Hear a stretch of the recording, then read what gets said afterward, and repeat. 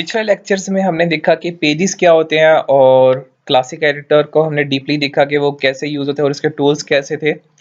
तो इस ट्यूटोरियल में हम देखेंगे कि पोस्ट क्या होती है और वर्डप्रेस पर पोस्ट का क्या मतलब है, और हम देखेंगे कि पोस्ट को कैसे क्रिएट करते हैं, डिलीट करते हैं और अपडेट कैसे कर सकते हैं। और पोस्ट के लिए जो स्पेसिफिक कैटेगरीज होती हैं वो हम कैसे बना सकते हैं और उनको कैसे डिलीट कर सकते हैं, और एक पोस्ट को हम कैसे पब्लिश कर सकते हैं। तो ये वाली चीज़ें हम इस ट्यूटोरियल में देखेंगे। और अब आए आगे ट्यूटोरियल की तरफ बढ़ते हैं। अब देखते हैं कि पोस्ट क्या होती है।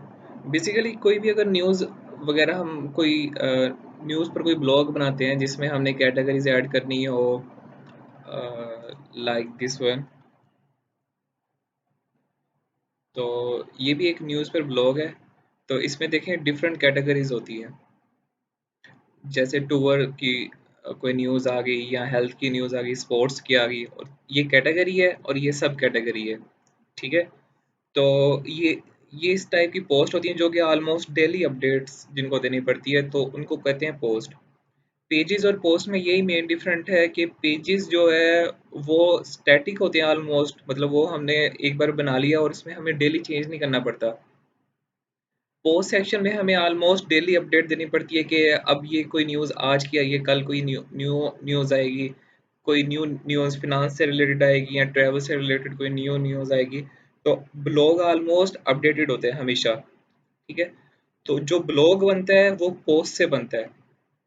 और इसमें अगर मैं कोई पेजेस देखूं, तो अगर आप ये फुटर में देखें इसके, तो ये कुछ पेजेस है, कॉन्टैक्ट अस, क्योंकि ये एक स्टैटिक पेज होता है समझ लें। तो इसको ज़्यादा चेंज नहीं करना पड़ता। तो इसलिए हम कॉन्टैक्ट को पेजेस में लेके जाते हैं एज कम्पेयर टू ब्लॉग। और ये जो आर्टिकल्स हैं इसको हम ब्लॉग में लेके जाते हैं क्योंकि ये अपडेट इसमें होती है। अब देखते हैं कि हम पोस्ट को कैसे क्रिएट कर सकते हैं। तो सबसे पहले एडमिन पैनल ओपन करें। ठीक है। तो ये मैं लॉगिन कर रहा हूँ। तो ये डैशबोर्ड आ गया। तो डैशबोर्ड में हम देख सकते हैं कि ये पोस्ट्स है। ठीक है। अब इस पे जब मैं क्लिक करूंगा तो इसमें आगे सब कैटेगरीज शो हो जाएंगी। ये इसकी सब कैटेगरीज हैं, all post, add new post, categories और टैग्स। कैटेगरीज क्या है बेसिकली, अगर आप इसका हेडर देखें, हेडर्स में ये है, ये मेन कैटेगरी, इसको कहते हैं कैटेगरीज। कैटेगरीज में हम मेन कैटेगरी, सब कैटेगरी एंड सब सब कैटेगरी जैसे हम मर्जी बना लें, तो वो हम पे डिपेंड करता है। तो ये चीज़ें हम कैटेगरीज में बनाते हैं। ठीक है। बेसिकली जो टैग्स होते हैं वो पोस्ट को शो करते हैं कि ये वाली पोस्ट किस किस चीज़ से रिलेटेड हो सकती है। तो हम उसके टैग्स कुछ मेंशन कर देते हैं, जैसे कि ये traffic rules, traffic violation, online exam traffic. तो इस तरह के ये टैग्स में ये पोस्ट इंक्लूड होती है। ठीक है। तो ये वाले टैग हम यहाँ पे भी दे सकते हैं ये इसमें, और हम पोस्ट के दौरान भी ऐड कर सकते हैं।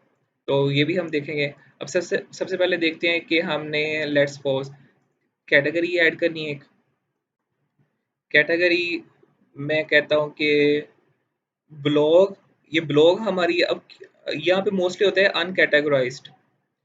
एक कैटेगरी होती है अनकैटेगराइज, आपने उसको एडिट कर लेना है। एडिट में जाके आपने उसका नेम चेंज कर देना है। ठीक है। और उसको मैंने ब्लॉग का नेम दे दिया। उसके बाद मैंने अब जो भी कैटेगरीज बनाऊंगा, जो मेन कैटेगरीज बनाऊंगा, वो सारी की सारी ब्लॉग के अंडर आएंगे। ठीक है। अब मैं कहता हूँ जैसे कि ये एक वेबसाइट है, इसमें all news, health, sports, travel. तो अब इसमें मैं हेल्थ हेल्थ की कैटेगरी बना रहा हूँ। और हेल्थ, यहाँ पे आप पेरेंट कैटेगरी, ब्लॉग। ठीक है। तो यहाँ पे ये देने की ज़रूरत नहीं है अभी। तो ऐड न्यू कैटेगरी। तो आप ये देख सकते हैं कि इसके साथ एक डैश नज़र आ गई। डैश का मतलब होता है कि ये किसी ना किसी की सब कैटेगरी है। ठीक है। ये मतलब पेरेंट नहीं है, जिसके साथ डैश नहीं होता वो पेरेंट होती है। तो ये पेरेंट है, ये किसी ना किसी का चाइल्ड है। तो अब मैं कहता हूँ हेल्थ के अंदर कोई मैं कैटेगरी बना देता हूँ न्यूज़ की, हेल्थ से रिलेटेड न्यूज़ ये शो करेगा। तो इसको मैं कहता हूँ हेल्थ न्यूज़। ठीक है, तो यहाँ पे मेन कैटेगरी अब क्या आएगी, हेल्थ और ऐड न्यू कैटेगरी। तो ये देख सकते हैं इसके साथ डबल डैश आ गया, क्योंकि ये किसी ना किसी का चाइल्ड, किसी चाइल्ड की ये कैटेगरी है। ठीक है, ये पेरेंट की नहीं, ये डबल डैश शो करता है कि किसी सब चाइल्ड चाइल्ड की कैटेगरी है ये। ठीक है, ये चाइल्ड और ये सब चाइल्ड। तो अब ये हमारे पास कैटेगरीज कुछ ऐड हो गई हैं। तो अब मैं एक हेल्थ हेल्थ न्यूज़ पे एक आर्टिकल पोस्ट करता हूँ। तो वो हम देखते हैं कैसे पोस्ट करते हैं। तो ये हमारे पास लेआउट होता है पोस्ट ऐड करने का। ये टाइटल है, टाइटल जो टॉप पे शो हो रहा होता है। लेट्स सपोज ये हमारे पास ये एक टाइटल है पोस्ट का। तो यही मैं एक पोस्ट ले लेता हूँ। लेट्स सपोज ये मैंने टाइटल कॉपी कर लिया और ये पेस्ट कर लिया, तो यहाँ पे टाइटल आ गया। उसके बाद क्या है, ये कंटेंट है। आपने यहाँ पे कंटेंट देना है। कंटेंट में आप कोई बिल्डर भी यूज़ कर सकते हैं, एडिट विद एलिमेंटर। ये एक पिक एंड ड्रॉप का बिल्डर है। इसकी इस पर प्रॉपर एक आगे जाके ट्यूटोरियल बनाऊंगा कि किस तरह हम एलिमेंटर में एक वेबसाइट बनाते हैं या पेज डिज़ाइन कर सकते हैं। तो बेसिकली आप इसका अपना लेआउट है थीम का। तो हम इसी के तहत एक आर्टिकल लिखेंगे। तो ये कंटेंट है, फिलहाल ये मैं कंटेंट कॉपी पेस्ट कर लेता हूँ। ठीक है, तो ये मैंने कंटेंट कॉपी पेस्ट कर लिया। देख सकते हैं कि ये यहाँ पे इमेज भी आ गई है, क्योंकि ये इमेज का अगर आप टेक्स्ट सोर्स कोड देखें तो वो मुझे बता रहा है कि मैंने इमेज कहाँ से ली है। ठीक है, तो इस तरह इमेज के यूआरएल का भी हमें पता चल जाता है कि इमेज हमने कहाँ से उठाई है। सबसे पहले टाइटल ऐड हो गया, उसके बाद हमने डिस्क्रिप्शन को ऐड कर दिया है। ठीक है, और उसके बाद हमने क्या करना है कि यहाँ पे कैटेगरी सेलेक्ट करनी है। कैटेगरी मैं कह देता हूँ लेट्स सपोज ये ट्रैफिक रिलेटेड कैटेगरी है और ऑटो ऑटो इसकी मेन कैटेगरी थी। ठीक है, तो मैंने वहाँ पे ये कैटेगरी नहीं बनाई और मैं यहाँ पे कैटेगरी बना सकता हूँ, यहाँ से देख सकते हैं आप। ठीक है, तो यहाँ पे मैं डायरेक्ट कैटेगरी बना देता हूँ ऑटो, और इसकी पेरेंट कैटेगरी होगी ब्लॉग, और उस पे मैं कह देता हूँ ट्रैफिक रूल्स, और ये होगी ऑटो। ठीक है, तो ये मेरे पास कैटेगरी, मैंने एक कैटेगरी ये सिलेक्ट कर लूँगा ट्रैफिक रूल्स के नेम से। ठीक है, तो ये मैंने कैटेगरी सिलेक्ट कर ली है। तो यहाँ पे टैग्स हैं, टैग मैं कह देता हूँ traffic rules online exam for traffic auto rules sign board traffic. तो ये जो पोस्ट है ये इन टैग्स से रेलिवेंट है। ठीक है, तो ये टैग्स मैंने ऐड कर दिए। ये भी कंपलसरी नहीं है, तो आप डायरेक्ट भी पोस्ट कर सकते हैं, लेकिन एक राइट वे क्या होता है पोस्ट करने का, उसमें आप टैग्स देंगे जो कि एसईओ पर्पस के लिए हमें काफ़ी हेल्पफुल होती है। तो उसके बाद हमने करना होता है set feature image. Feature image let's suppose मैं अब ये मेरे पास ये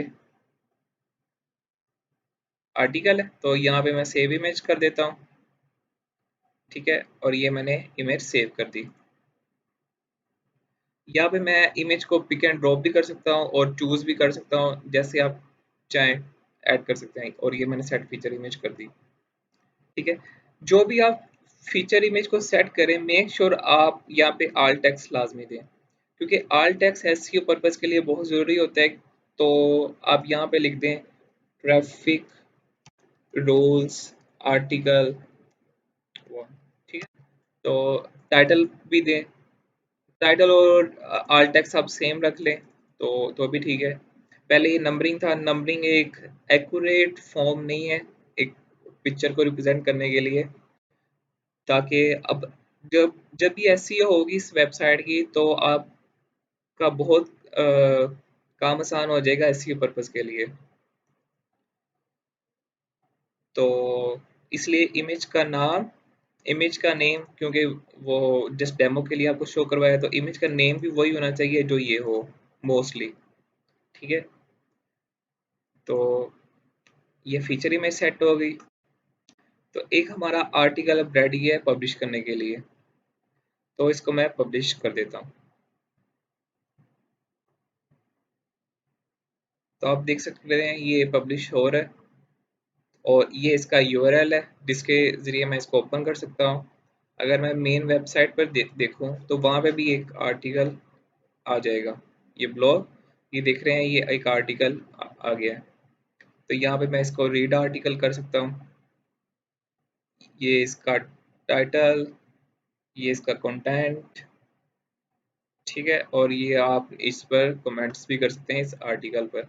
तो ये मेरे पास जो साइड बार है, मैं इसको लेफ्ट साइड पर भी शिफ्ट कर सकता हूँ, क्योंकि ये एक थीम फंक्शनैलिटी होती है। ये थीम पर डिपेंड करता है कि आपने इसको लेफ्ट पर करना है राइट पर। तो ब्लॉग से रिलेटेड जो बेस्ट थीम होता है, आपने थीम सिलेक्शन करनी है उससे रिलेटेड।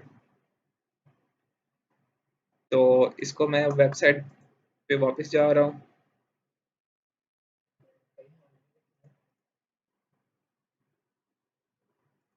तो आप देख सकते हैं कि इस तरह हमने एक पोस्ट वहाँ पे पब्लिश कर दी है। लेट्स सपोज अगर मेरे पास कोई कैटेगरी में मिस्टेक हो जाए और मैं उसको एडिट या डिलीट करना चाह रहा हूँ कोई कैटेगरी, तो आप कैटेगरी सेक्शन में जाएंगे अगेन, ठीक है।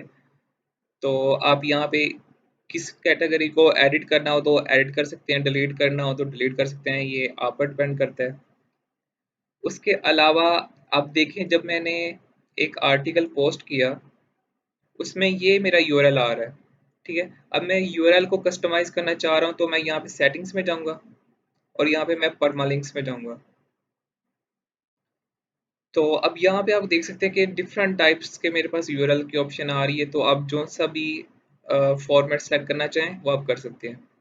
ये डे एंड नेम के नाम से है, ठीक है।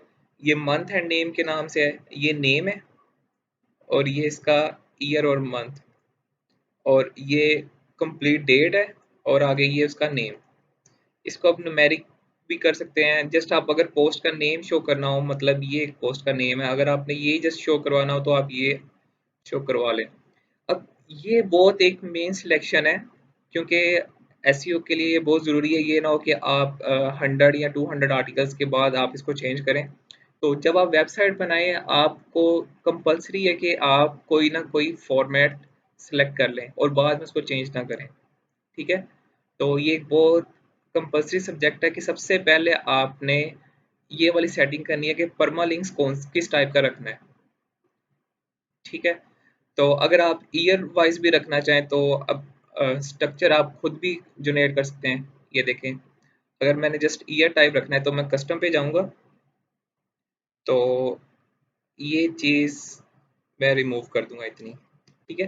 Percentage slash percentage years percentage slash percentage post name percentage slash, ठीक है। तो इस तरह मैं एक अपना कस्टम भी यूआरएल बना सकता हूँ। तो इसके बाद मैंने ईयर और पोस्ट नेम को कंसिडर किया है, तो मैं सेव चेंजेस कर देता हूँ।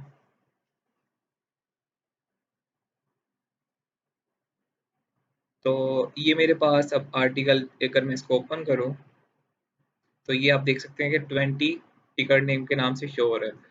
लेकिन जब आप 100 या 200 के बाद इसको चेंज करते हैं तो इसका इफेक्ट क्या होता है कि ये जो यूआरएल है ये गूगल की डायरेक्टरी में स्टोर हो जाता है, ठीक है। तो जो आपका ओल्ड यूआरएल होगा वो उसके मुताबिक ही गूगल की डायरेक्टरी में स्टोर होता है। तो जब वो ओल्ड यूआरएल से आपकी पोस्ट को ओपन करता है तो वो नहीं होती। तो ये एक बिगर डिसएडवांटेज है।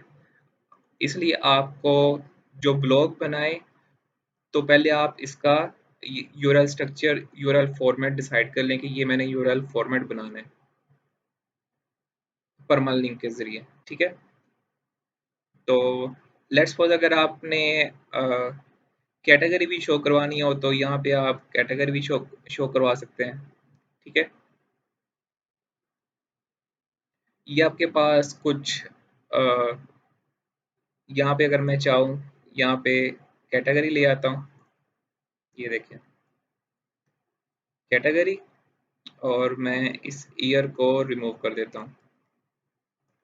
तो ये मेरे पास कैटेगरी के नेम से अब शो हो रहे हैं। तो इसको मैं सेव चेंज कर रहा हूँ। सेव चेंज करने के बाद इसको मैं रीलोड करता हूँ। तो अब ये देख सकते हैं ऊपर ब्लॉग, ऑटो, ट्रैफिक रूल और आगे उसका पोस्ट का नेम। ये कैटेगरी है उसकी और ये उसका पोस्ट का नेम। इस तरह भी आप कर सकते हैं, ठीक है? ऑथर ऑथर क्या होता है कि जिसने वो आर्टिकल पोस्ट किया हो, वो ऑथर होता है। तो आप ऑथर के ज़रिए भी आर्टिकल्स को पब्लिश कर सकते हैं। और लास्ट थिंग पोस्ट आईडी क्या है कि पोस्ट आईडी हमेशा हर एक पोस्ट की एक यूनिक आईडी होती है, यूनिक नंबर साइन होता है डेटाबेस की तरफ से, वर्डप्रेस की तरफ से ऑटोमेटिकली। तो आप वो भी पोस्ट आईडी भी दे सकते हैं, ठीक है? तो ये आप पर डिपेंड करता है कि आपने किस तरह का एक यूआरएल स्ट्रक्चर देना है। तो अब ये हमारे पास एक पोस्ट के बाद टैग्स थे। अब टैग्स हम हमेशा हमारे एसईओ पर्पस के लिए काम करते हैं। अगर मैं यहाँ पे वेबसाइट को ओपन करूँ तो इस वेबसाइट में अगर हम देखें इस पोस्ट को, तो हम इसके अब टैग्स देखेंगे कि टैग्स का क्या पर्पस होता है और क्यों हमें बेनिफिट्स देते हैं। ये आप देख सकते हैं कि ये इसमें कोई भी एडिटर यूज़ नहीं किया हुआ, ये थीम की अपनी फंक्शनैलिटी है, ठीक है? ये शेयर्स के बटन, ये टेबल ऑफ कंटेंट की ये एक प्लगइन होगी जो कि इंस्टॉल की होगी ऑटोमेटिकली। ये हेडिंग्स जो होती हैं, हेडिंग 1, हेडिंग 2, जो आपको प्रीवियस लेक्चर्स में बताया था कि हेडिंग सेट कैसे करते हैं। तो उस हेडिंग के करस्पॉन्ड ये automatically table of content generate कर देता है, ठीक है? तो ये लेट्स सपोज H1 होगी तो इसलिए ये उसने हेडिंग को जनरेट कर दिया। अगर इसके H2 होती तो उसकी सब हेडिंग को जनरेट करता, मतलब इसके अंडर जनरेट करता वो, ठीक है? तो इस तरह ये ऑटोमेटिकली टेबल ऑफ कंटेंट भी बना सकते हैं अगर आपने प्रॉपर स्ट्रक्चर दिया हो। और आप ये देख सकते हैं टैग्स, ये जो थीम है वो इससे रिलेटेड है, ठीक है? तो ये टैग्स का पर्पस होता है कि अब मैं इस टैग पर भी क्लिक करूंगा तो ये जो भी इस टैग से रिलेटेड आर्टिकल्स होंगे वो मेरे पास शो हो जाएंगे। तो इस टैग का ये भी पर्पस होता है। हम एक टैग को मल्टीपल पोस्ट में यूज कर सकते हैं। अब ये होटल थीम से रिलेटेड जो भी मेरे पास पोस्ट थी वो मेरे पास यहाँ पे शो हो गई। तो यहाँ पे एक ही पोस्ट थी तो इसलिए यहाँ पे एक ही शो हुई है। तो ये पर्पस होता है टैग्स का। टैग्स भी हमने कवर अप कर लिए, कैटेगरीज भी हमने कर ली। अब हम देखते हैं कि सिक्योरिटी कैसे लगा सकते हैं एक पोस्ट पर। तो लेट्स फॉर ये मैंने एक पोस्ट एडिट कर रहा। आपने एडिट करने के लिए क्या क्या करना है, ऑल पोस्ट पर आना है। ऑल पोस्ट पर अगर आपके पास यहाँ पे फ्रंट पर पोस्ट है तो आप ठीक है, अगर आप सर्च करना चाहें यहाँ पे सर्च भी कर सकते हैं। अगर आप यहाँ पे फिल्टर लगाना चाहें डेट वाइज या कैटेगरी वाइज तो आप फिल्टर भी लगा सकते हैं, ठीक है? अगर आप चाह रहे हैं कि मैं ऑथर वाइज चेक करूँ तो वो एक प्लगइन है, आप उसके ज़रिए ऑथर वाइज भी इसको फ़िल्टर कर सकते हैं। तो अब हम इसको एडिट करते हैं। एडिट में आप यहाँ पे देख सकते हैं कि स्टेटस इसका क्या है, पब्लिश। तो आप इसको ड्राफ्ट वगैरह या पेंडिंग रिव्यू भी कर सकते हैं। पब्लिश का मतलब है कि ये विजिबल है सबके लिए पब्लिकली। तो इसको आप पासवर्ड प्रोटेक्ट करवाना चाहिए, प्राइवेट करवाना चाहिए, तो वो अब आप पर डिपेंड करता है। मोस्टली पोस्ट पब्लिक होती हैं तो पब्लिक ही ठीक है। अगर आप इसको फ्यूचर के लिए चाह रहे हैं कि पोस्ट शेड्यूल कर दूं, तो आप यहाँ पे शेड्यूलिंग भी कर सकते हैं पोस्ट की। तो ऑटोमेटिकली उस टाइम पर ये पोस्ट हो जाएगी, पब्लिश हो जाएगी। तो ये एडवांटेज होते हैं पोस्ट के कुछ, जो कि हमने देखे। अगर आप पोस्ट डिलीट करना चाह रहे हैं तो यहाँ पर आप ट्रैश का बटन है, ट्रैश दबाएं। तो अब यहाँ पे देख सकते हो ऊपर कोई ट्रैश का टैब नहीं है, तो अब यहाँ देखिए ट्रैश का टैब आ गया। तो ट्रैश से आप रिस्टोर भी कर सकते हैं और परमानेंट डिलीट भी कर सकते हैं। मेक श्योर जब आप परमानेंट डिलीट करेंगे तो आपकी पोस्ट वापस नहीं आएगी, और जब आप रिस्टोर कर देंगे तो रिस्टोर से आप यहाँ पे पब्लिश में दोबारा आपकी पोस्ट चली जाएगी। ठीक है, तो इस तरह आप एक पोस्ट को पब्लिश कर सकते हैं। अगर मैं इसको रिस्टोर कर देता हूँ अगेन, तो मेरे पास यहाँ पे ये पोस्ट शो हो जाएगी। ठीक है, और ये पब्लिश में चले गई। ड्राफ्ट वो पोस्ट होती हैं जो कि आप एडिट कर रहे होते हैं, मतलब अभी लिख रहे होते हैं और आपने उसको ना पब्लिश किया है, वैसे ही क्लोज कर दिया, तो वो ड्राफ्ट में चली जाती है और वो पब्लिकली विजिबल नहीं होती जब तक आप इसको पब्लिश नहीं करते। तो बेसिकली ड्राफ्ट वो होता है कि जो आपने बस कंटिन्यू किया है पोस्ट को लिखना, और बाय चांस आप कोई इमरजेंसी काम आ गया और आप चले टैब को क्लोज करके चले जाते हैं, तो वो ऑटोमेटिकली ड्राफ्ट में चले जाती है पोस्ट। तो आप उसको ड्राफ्ट के ज़रिए असेस कर सकते हैं।